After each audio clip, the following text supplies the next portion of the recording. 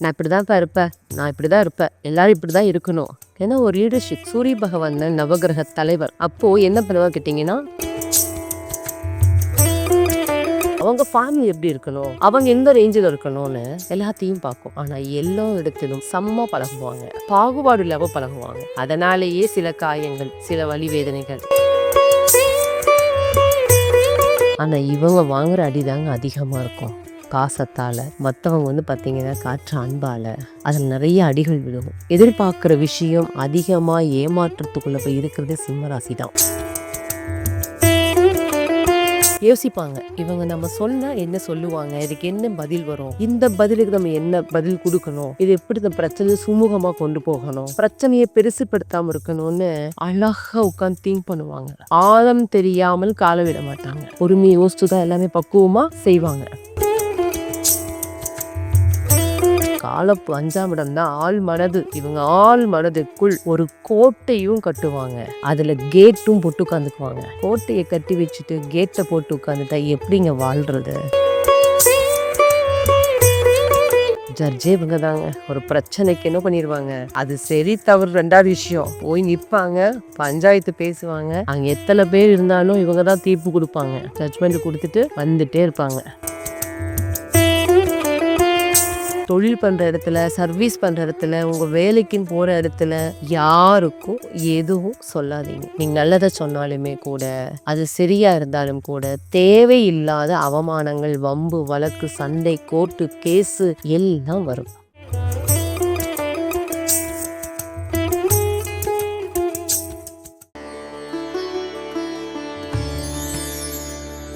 உங்கள் வாழ்க்கையின் அனைத்து பிரச்சனைகளுக்கும் சிறந்த ஜோதிடர்களிடம் தீர்வு காணுங்கள். இந்த சிம்ம லக்னம், சிம்ம ராசியில பிறந்தவங்க எப்படி இருப்பாங்க, இவங்களுடைய வாழ்க்கை பயன் எப்படி இருக்கும், இவங்க எதிர்பார்க்குற விஷயங்கள் எப்படி இருக்குன்னு கேட்டிங்கன்னா, நான் இப்படிதான்ப்பா இருப்பேன், நான் இப்படிதான் இருப்பேன், எல்லாரும் இப்படிதான் இருக்கணும். ஏன்னா ஒரு லீடர்ஷிப் சூரிய பகவான் நவகிரக தலைவர். அப்போ என்ன பண்ணுவா கேட்டிங்கன்னா, எல்லா விஷயங்களையும் சரியா இருக்கணும், சரியா செய்யணும் அப்படிங்கிறது கொள்கை மனப்பான்மையோடு இருக்கிறவங்க. இவங்களோட பார்த்தீங்க அப்படின்னா, யாராலையும் ட்ராவல் பண்ண முடியுமான்னு கேட்டிங்கன்னா, உங்களுடைய ஃப்ரெண்ட்ஸ் சர்க்கிள் உங்களை விட ஒரு 2 வயசு, 5 வயசு, 10 வயசு பெரியவங்க அப்படின்னா அழகாக ட்ராவல் பண்ணிக்கலாம். ஏன்னா சூரிய பகவான் தன் வயதுக்கு கீழே நட்புகளை அதிகம் பழக்க வழக்கம் வச்சுக்காது. ஒன்று தம்பின்னு கூப்பிடுவாங்க, இல்லைன்னா தங்கச்சி அப்படின்ட்டு. ஃப்ரெண்ட்ஸாக சொல்ல மாட்டாங்க. வயதின் மூத்தவங்க பார்த்தீங்கன்னா ஃப்ரெண்ட்ஸ் அப்படின்னு வச்சுக்குவாங்க. ஏன்னா சனி பகவான் 7ஆம் இடம், வேறு எதுவும் இல்லைங்க. சரிங்க. இப்போ இந்த சிம்ம ராசியில் பிறந்தவங்க பார்த்தீங்கன்னா, ஒரு மாதிரி ரொம்ப ரஃப் அண்ட் டஃப்பாக இருக்கக்கூடிய ஆள். தனக்குன்னு ஒரு கொள்கை, நான் இப்படி இருப்பேன் அப்படிங்கிறத விட எங்க கூட எப்படியெல்லாம் பழகிறவங்க இருக்கணும், அவங்களுடைய கேரக்டர்ஸ் எப்படி, அவங்க ஃபேமிலி எப்படி இருக்கணும், அவங்க எந்த ரேஞ்சில் இருக்கணும்னு எல்லாத்தையும் பார்க்கும். ஆனால் எல்லா இடத்திலும் சமமாக பழகுவாங்க, பாகுபாடு இல்லாமல் பழகுவாங்க. அதனாலேயே சில காயங்கள், சில வலி வேதனைகள். எவ்வளோ அடித்தாலும் தாங்க வேண்டா, சிம்மன் தாங்க அது. ஓங்கி அடித்தா 1 டன் வெயிட்டுன்னு சொல்லுவாங்க. ஆனால் இவங்க வாங்குற அடி தாங்க அதிகமாக இருக்கும். பாசத்தால் மற்றவங்க பார்த்தீங்கன்னா காற்ற அன்பால் அதில் நிறைய அடிகள் விழுகும். எதிர்பார்க்குற விஷயம் அதிகமாக ஏமாற்றத்துக்குள்ளே போய் இருக்கிறது சிம்மராசி தான். ஆனால் அந்த ஏமாற்றத்தை வெளியே காட்டிக்காமல் வாழுவாங்க. என்ன காரணம்? தண்ணிக்குள்ளே அழுதா தெரியாது தானே. அந்த மாதிரி அவங்க அதிகம் பார்த்தீங்கன்னா பாத்ரூமில் தான் அழுவாங்க, இல்லைன்னா குளிக்கும் போது அழுவாங்க. ஒரு காலம் இருக்குங்க, என்னன்னா நைட் தூங்கும்போது அழுவாங்க. யாருக்கும் தெரியாது, தெரியக்கூடாது. எனக்கு வலி இருக்குது, எனக்கு பிரச்சனை இருக்குது, எனக்கு ஆறுதல் தேவை, யார்கிட்டையும் கேட்க மாட்டாங்க. இவர்களுக்கு இவர்களே எல்லாம், இவர்களுக்கு இவர்களே எல்லாம். யாருக்கிட்டையும் தேடி போக மாட்டாங்க, டக்குன்னு ஷேர் பண்ண மாட்டாங்க. ஆனால் நல்லது யார் சொன்னாலும் கரெக்டாக ஏற்றுக்குவாங்க. தான் தவறு செய்தால் சரி, தப்பு தான் அப்படி ஏற்றுக்குவாங்க. ஆனால் எந்த இடத்துல யார்கிட்ட விஷயம் ரொம்ப உங்களுக்கு இம்பார்ட்டன்ட். அதனாலேயே இவருடைய உறவுகள், நட்புகள் எல்லாமே சீக்கிரமாக காயப்படுத்திடுவாங்க, சீக்கிரமாக காயப்படுத்திடுவாங்க. ஆனால் என்னைக்கு இருந்தாலும் அவங்க புரிஞ்சுக்கிட்டு என்கிட்ட வருவாங்கங்கிற ஒரு நம்பிக்கை மட்டும் வச்சுருப்பாங்க. என்ன அவங்க சரியா இருக்காங்க இல்லையா? தப்பா அவங்க புரிஞ்சுக்கிட்டாங்க. அதுக்கு நான் என்ன பண்ணுறது? எவ்வளோ தூரம் எடுத்து சொல்கிறது? அவங்க தப்பா புரிஞ்சுக்கிட்டாங்க. அவ்வளோதான். ஆனா இவங்களுக்கு இன்னொரு விஷயம் அவங்ககிட்ட இருக்கு. ஒரு விஷயம் பேசணும். ஒருத்தர்கிட்ட தப்பா பண்ணிட்டாங்க. இல்ல ஒரு தவறு இருக்கு. ஒரு பண விஷயமாகட்டும், ஒரு பழக்கவழக்கமாகட்டும் அப்படின்னா, என்ன பண்ணுவாங்கன்னா, இவங்க மனசுக்குள்ள ஃபர்ஸ்ட்டு பேசுவாங்க. இந்த பிரச்சனைய எப்படி தீர்க்கணும்? இந்த பிரச்சனைய எப்படி பேசணும்? அப்படின்னா, இவங்க இடத்துல இருந்தவங்க யோசிப்பாங்க, பேசுவாங்க. அவங்கள இடத்துல நின்னும் யோசிப்பாங்க. இவங்க நம்ம சொன்னா என்ன சொல்லுவாங்க? இதுக்கு என்ன பதில் வரும்? இந்த பதிலுக்கு நம்ம என்ன பதில் குடுக்கணும்? இது எப்படி இந்த பிரச்சனைய சுமூகமா கொண்டு போகணும்? பிரச்சனைய பெருசுப்படுத்தாம இருக்கணும்னு அழகா உட்காந்து திங்க் பண்ணுவாங்க. ஆழம் தெரியாமல் கால விட மாட்டாங்க. எப்படிங்க? ஆழம் தெரியாம கால விட மாட்டாங்க. பொறுமையா யோசிச்சு தான் எல்லாமே பக்குவமா செய்வாங்க. சரிங்களா? அதில சிம்மம் வந்து பார்த்தீங்கன்னா, நல்லா ஃபர்ஸ்ட்டு எதையும் தெரியாம செய்ய மாட்டாங்க. அதனால என்ன பண்ணுவாங்கன்னு கேட்டீங்கன்னா, இவங்க மன அழுத்தம் அப்படிங்கிற விஷயத்துக்குள்ளார டக்குனு என்ன பண்ண முடியாதுங்க, வெளிய வரவே முடியாது. ஏன்னா ஒரு பிரச்சனை போனா ஒரு பிரச்சனை வந்துருங்க. காலப்பு 5ஆம் இடம் தான் ஆழ் மனது. இவங்க ஆழ் மனதுக்குள் ஒரு கோட்டையும் கட்டுவாங்க. அதில கேட்டும் போட்டு உட்காந்துக்குவாங்க. கோட்டைய கட்டி வச்சுட்டு கேட்ட போட்டு உட்காந்துட்டா எப்படிங்க வாழ்றது? அதுக்கான நேரங்காலம், கிரக அமைப்புகள், வாழ்வாதாரத்தில என்ன பண்ணுங்க, தக்க நேரம் வரணும். இதுக்கான விஷயம் எப்படி செய்யணும்னு அதுக்காக காத்துக்கிட்டு இருப்பாங்க. ஏன்னா செய்யறது நிரந்தரமா ஒரு பர்ஃபெக்ட்டா கொண்டு போணும்னு ஆசைப்படுவாங்க. அதில வந்து இவங்க தான் சிறந்த ஜாம்பவான்கள்னு சொல்லலாம். சரி இருக்கட்டும். இவர்களுடைய வாழ்க்கையில வந்து பார்த்தீங்க அப்படின்னா, புதன் பகவான் புத்தி கிரகம் வந்து 2, 11 வருது.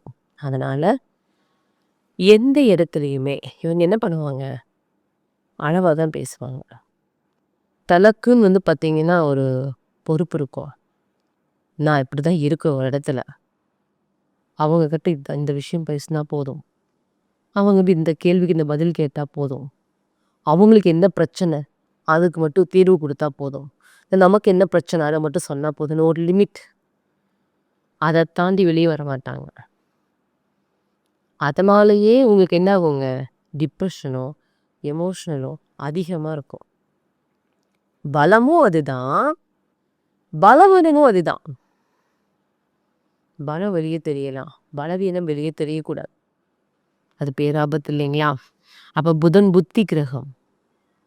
நெறைய யோசிப்பாங்க. ஓவர் திங்க் பண்ணுவாங்க. ஓவர் திங்க் பண்ணுவாங்க. ஒரு பெரிய பிரச்சனை வருதுன்னா, சுமூகமா முடிக்கவும் உங்களுக்கு தெரியும். சின்ன பிரச்சனைய பெருசாக்கவும் தெரியும். ஏன்னா 2ஆம் இடம் புதன் இல்லையா? வாக்கு. அது காலபுருஷனுக்கு 6ஆம் இடம் ஆயிடுச்சுங்க. அதனால தான் அது சண்ட வீடு இல்லையா? 2ஆம் இடம் சின்ன பிரச்சனை பெருசாக்கவும் தெரியும். பெரிய பிரச்சனைய சிறுசாக்கவும் தெரியும் சிம்மத்துக்கு. ஆனா ஒருத்தர் பழகிட்டாங்க அப்படின்னா, உசுரையே குடுப்பாங்க. எப்படிங்க? எஸ். சரி. குரு பகவான் தான் மூளை. சந்திர பகவானோ மதி.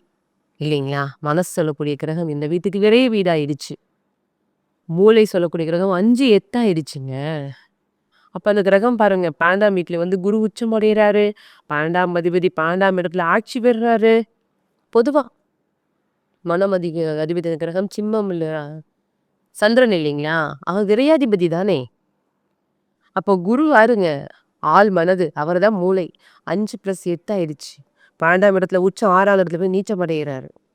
புதன் பகவான் எடுத்தீங்கன்னா 2ஆம் வீட்ல ஆட்சி உச்சம் இந்த புதன் பகவானால தாங்க இவங்களுடைய வாழ்க்கை தரம் உயர்வதற்கு காரணமே.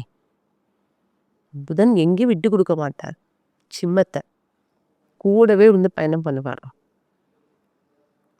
நல்ல புத்திசாலியா இருப்பாங்க. என்ன காரணம்னா, இவங்க எப்பவுமே மத்தவங்க இடத்துல நின்னு யோசிக்கிறதுனால, அவங்களுடைய அவங்களுக்கு எதுவும் பாதிப்பு வந்துரக்கூடாது. அவங்களுக்கு எதுவும் பிரச்சனை வந்துரக்கூடாது அப்படின்னு எல்லாம் தனக்குள்ளேயே வச்சு அமுத்திக்குவாங்க. தன்னால ஒருத்தருக்கு பிரச்சனை வரும், பாதிப்பு வரும் அப்படின்னா சிம்மம் அமைதியா போயிருங்க. என்ன நல்லா இருந்துட்டு போறாங்க. நம்மால ஒருத்தர் வாழ்ந்தவன் தான் இருக்கணும். யாரும் கஷ்டப்பட விடக்கூடாது. அதை வந்து சிம்மம் அதிகமாக யோசிக்கும், நேசிக்கும். சரிங்களா? 2ஆம் இடம் 2 புதனா வரதுனால.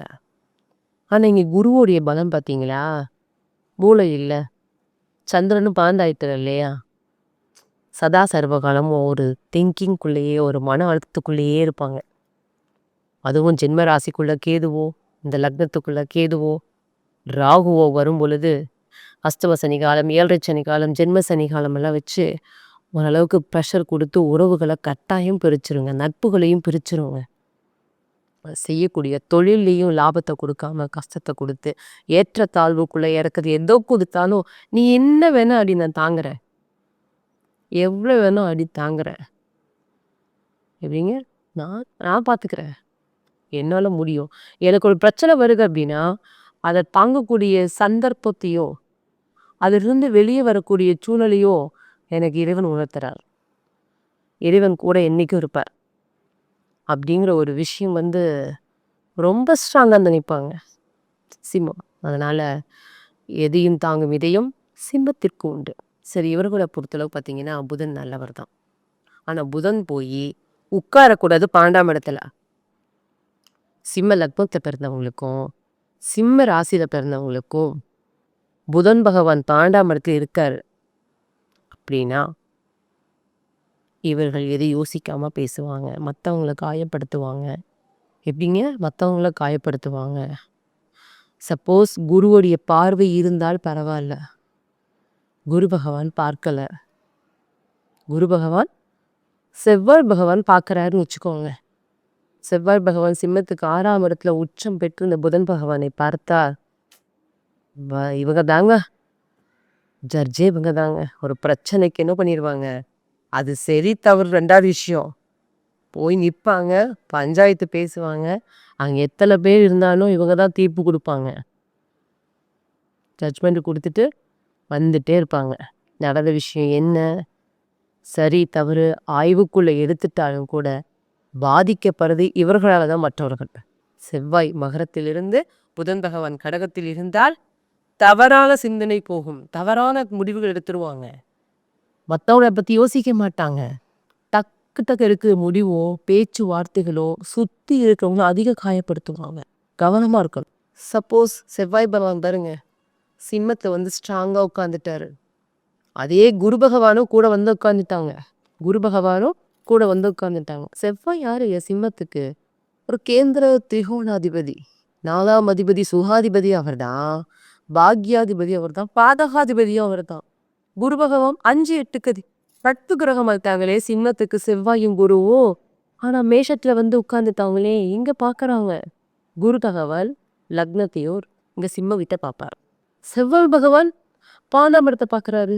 சரி, என்ன ஆகும்? இப்போ சிம்ம வீட்டுக்குள்ள புதன் உட்காந்துட்ருக்காரு, சிம்ம வீட்டில் புதன் உட்காந்துட்ருக்காரு. எப்போவுமே ஒரு லக்னத்தை பார்ப்பது குரு பகவான் சிறப்பு தானே. ஏன்னா சிம்மம் வந்து பார்த்தீங்கன்னா சூரிய பகவான் எங்கே உச்சம், மேஷத்தில் உச்சம் அடைகிறாரு. தனக்குன்னு ஒரு கொள்கை, தனக்குன்னு ஒரு டீம், நான் இப்படி தான் வாழக்கூடிய இடத்துல ரோல் மாடலாக இருப்பாங்க.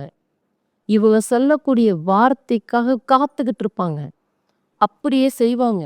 அப்படியே நீங்கள் சொல்ல போதுங்க நாங்கள் செய்கிறோங்க, சரியா சொல்கிறாங்களா தப்பா அதெல்லாம் கிடையாது, சொன்னால் சரி செஞ்சிருவாங்க. அதுக்காக ஒரு கூட்டம் காத்துக்கிட்டு இருக்குங்க சிம்மத்துக்கு.